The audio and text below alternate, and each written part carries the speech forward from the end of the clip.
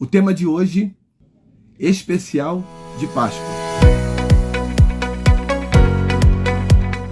A gente começa nessa live falando sobre o profeta messiânico que profetizou acerca de Jesus.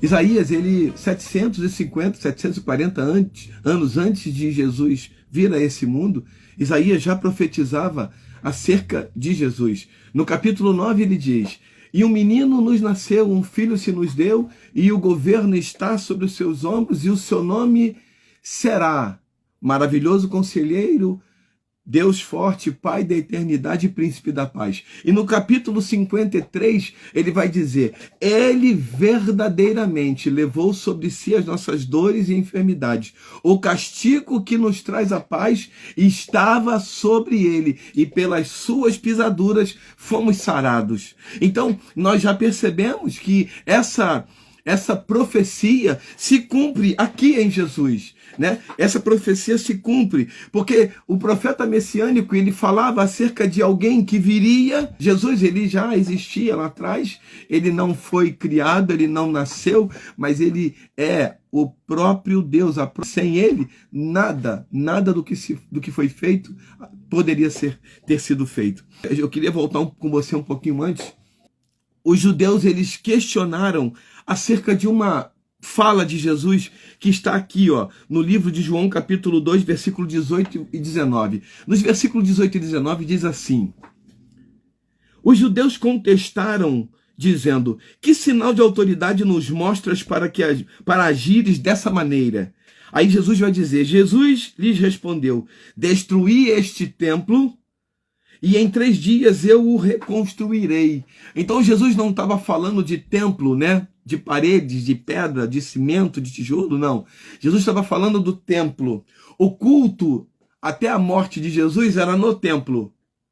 A partir da morte de Jesus, ele abre um novo e vivo caminho. Agora é no templo. Então Jesus estava falando do templo, né?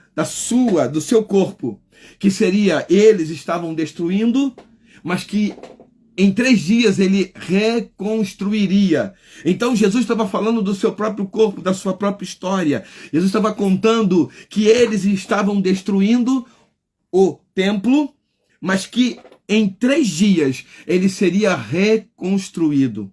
E aqui, momentos antes, deixa eu colocar para você aqui, há aqui uma demonstração de tristeza profunda, de agonia intensa, vivida por Jesus, momentos antes da traição e prisão.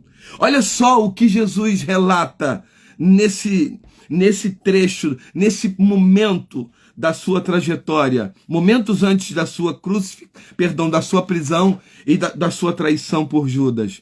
Momentos antes da traição e da prisão, Mateus 26, versículo 38 e 39. Diz assim, a palavra do nosso Deus o Eterno: "Então compartilhou com eles, dizendo: a minha alma está sofrendo dor extrema, uma tristeza mortal.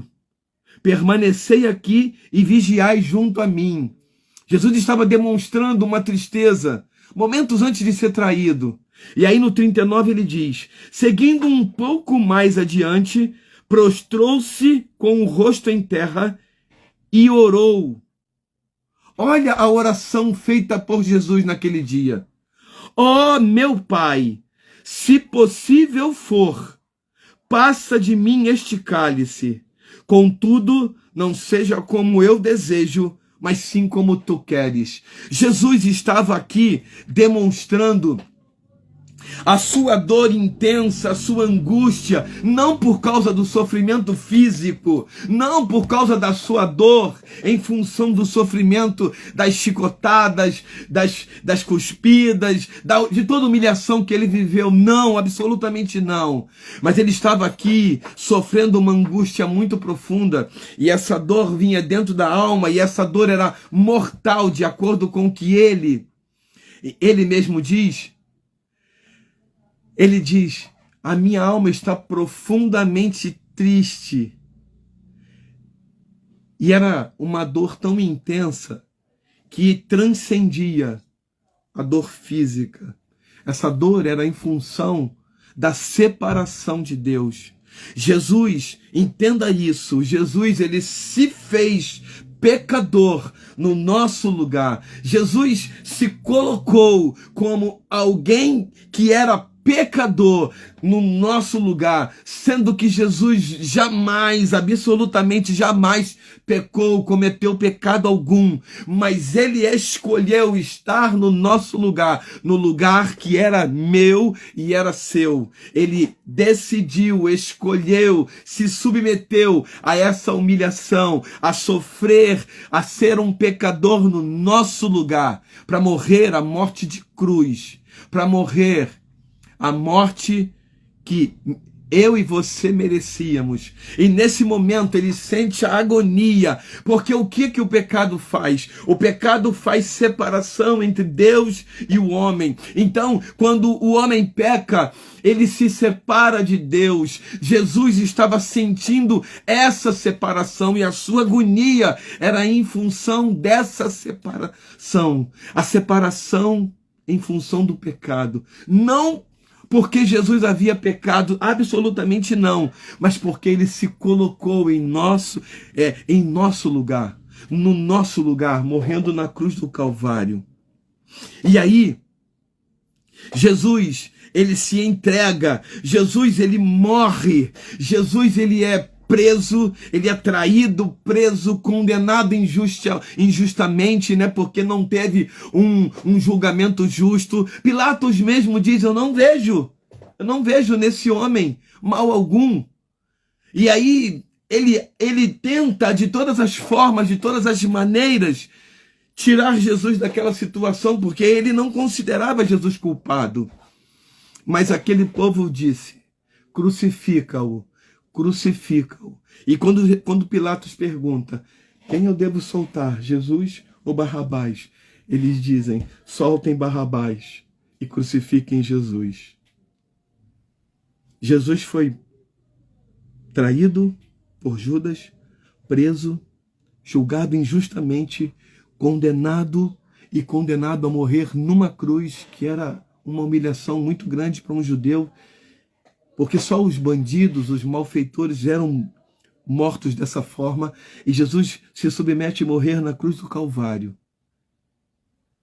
Na sexta-feira, no sábado, ele é crucificado, morto, mas acontece algo que muda a história, acontece algo que nos alcança. Estava dito por Jesus, ele havia dito, em 3 dias reconstruirei o templo. Ele disse, os judeus achavam que ele estava falando do templo, mas ele estava falando do seu próprio corpo.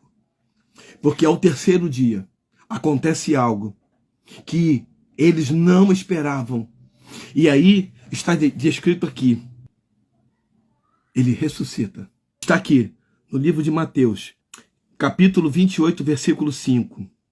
Diz assim, ó. Contudo, o anjo dirigiu-se às mulheres e lhes anunciou, não temais vós, sei que viestes ver a Jesus que foi crucificado. Aquelas mulheres foram lá até o sepulcro, mas olha só o que ele diz, o que o anjo disse para elas. Mas aqui ele não está aqui no sepulcro, o anjo disse para ele, mas foi ressuscitado. Diz aqui, ó, como havia dito, vinde e vede vós onde ele jazia. O anjo anunciou àquelas mulheres que ele não estava mais ali, mas havia sido ressuscitado pelo Pai, assim como havia dito. Então ele hoje, ele vive em nosso coração.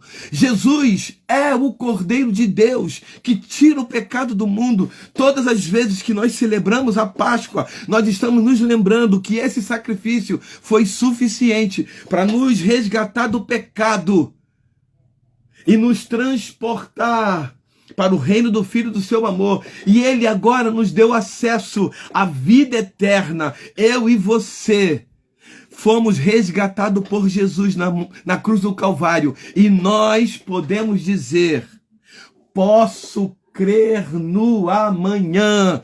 Jesus vive e reina para sempre. Aleluia! Louvado seja o nome do Senhor.